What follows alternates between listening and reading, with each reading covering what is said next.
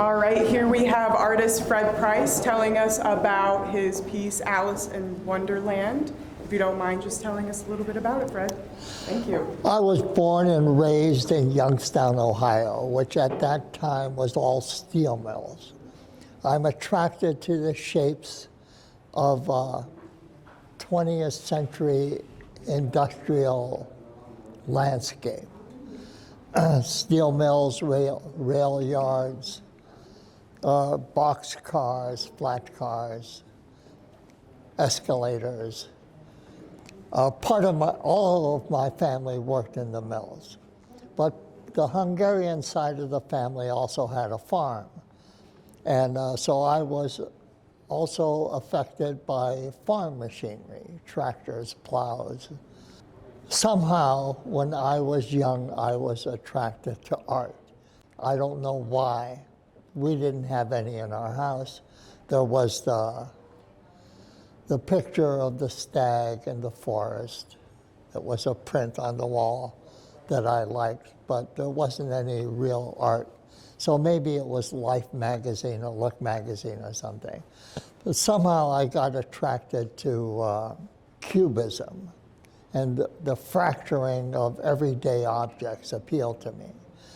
When I became a photographer, I was attracted to reflections. Reflections seem to offer an insight into the real world that you didn't ordinarily see. So I was walking in the woods looking for May-apples, a small edible fruit native to this area that's edible when it's ripe and poisonous when it's not. And I looked over and I saw this big machine. I had no idea what it was. I walked closer, and probably the first thing that attracted my attention was the reflection. And then the second thing would have been the relationship between obviously man-made machine and the jungle that grew up around that machine. The farmer who owns this property allows me to go there. I don't know how long he's had that farm. I don't know if that's his machine or if it was there when he bought it. But somehow, it obviously doesn't work anymore.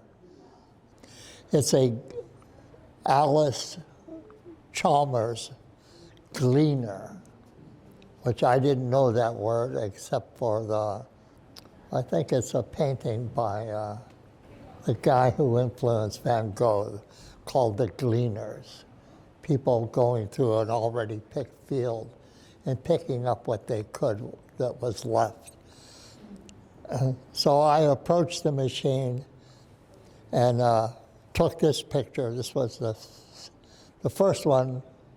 The first exposure was the whole machine from where I was standing. And then I got closer and I saw this.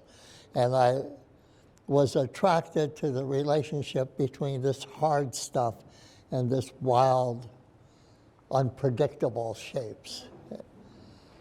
Then I walked all the way around, moving branches, and I went around taking pictures, but I never got to the front. There must have been too much foliage and too dense. I thought subsequently that I would go back when the leaves have changed. My feeling about creativity in art is based on my love of jazz music, that a musician will take the same tune, maybe play it for 50 years, and find new and inventive expression in it. So I feel that the artist with a camera, that you don't have to wait for inspiration, that the picture is always there.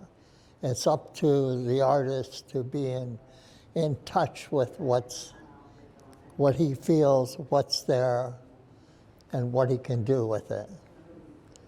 It's not always happening. Some days you just stand and stare. Some days the pictures come out and grab you. This one grabbed me. Thank you.